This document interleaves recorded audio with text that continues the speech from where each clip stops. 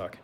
Normally, my content is intended to cover reaching financial freedom through investing and putting your money to work so you don't have to. This is going to be a nice short live stream where I just cover some casual observations that I've noticed while traveling the Algarve in Portugal. The first is wear comfortable shoes. Even in flat cities, somehow everything has multiple steps going up and down, and everything is just far enough away to walk to, but not far enough away to want to order an Uber to go to everything. So shoes matter. The Portuguese people are nice, however, they celebrate sadness. They call it something like saudade, and I'm very sorry for how I pronounced that because I probably got it wrong. So if you see somebody from Portugal having a bad day, it is not your job to cheer them up because you take away their sadness and then they can't experience their true happiness. The people who travel the Algarve, though, are mostly people on vacation, so you're not really going to deal with much of that unless you get off the beaten path. If you're a beer guy,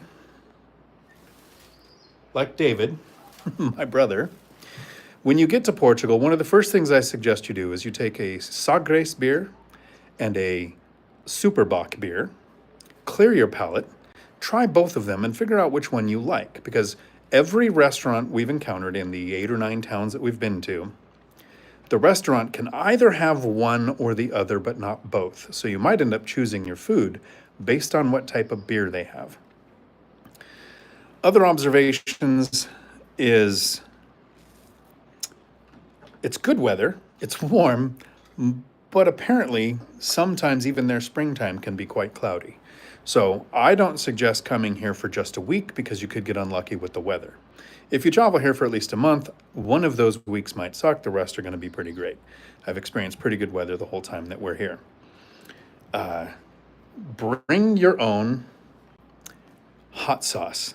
Grab a bottle of Tabasco small enough to get on the plane. Here we bought some piri piri, which is the local version of a Tabasco that they put on usually chicken, but it'll flavor everything. Maybe bring your own salt and pepper. A lot of places don't tend to have it out. And observations that we talked about here? Here in Portugal, I find out that women prefer men with hair. This is true. I think it also helps that the first thing you asked to translate was how do you say multimillionaire in Portuguese? That's true.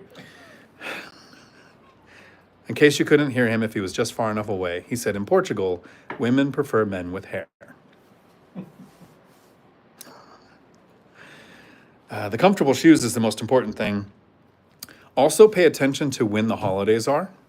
There was a time we went to Colombia and they had Santa Semana or the Week of the Saints, and a lot of things were closed down. Here in Portugal, luckily we're here for more than this week, but this is Easter week, so you have Good Friday, when things even like the Sagres National Park or whatever it's called over there where Europe begins, can be closed down for several days and limit your chance to go to it. If you enter a church here, make sure you take your hat off. Sign of respect matters. What else did we notice? There are some larger cities like Lagos and Faro where you can do a lot of things. There are some smaller cities like Alvor where it's much quieter. If you go to Albufeira, that seems to be the city with the most, I want to say almost Vegas-like feel. There's no casinos or anything, or there might be one casino, but it's got the most nightlife with live music and the most restaurants surrounded in an area. Every time you walk by a restaurant, there will be somebody standing in front of it in the busier places, and it is their job to get you to sit down in that restaurant.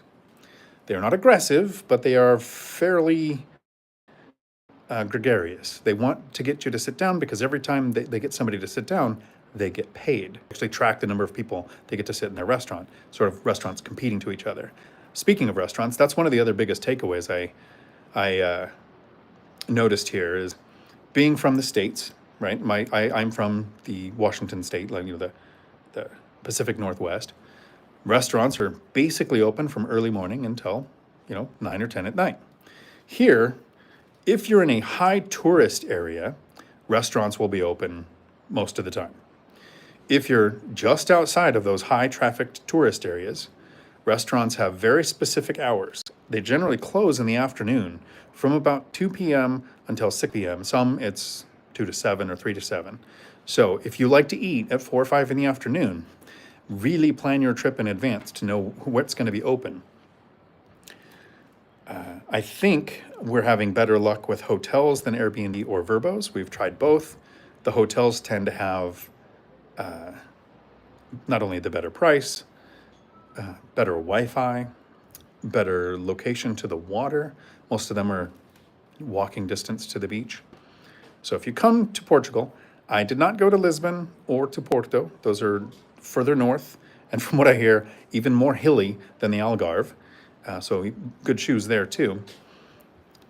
Prices near Lisbon, I heard, were pretty low. But as I'm looking at comparing the Airbnb, Vrbo, and hotels, the Algarve has been about, I want to say 60% the price of what Lisbon and Porto look like. So if you know the secret sauce to getting cheaper places for there, let me know. This was just a short video to say some of the things I randomly noticed in Portugal.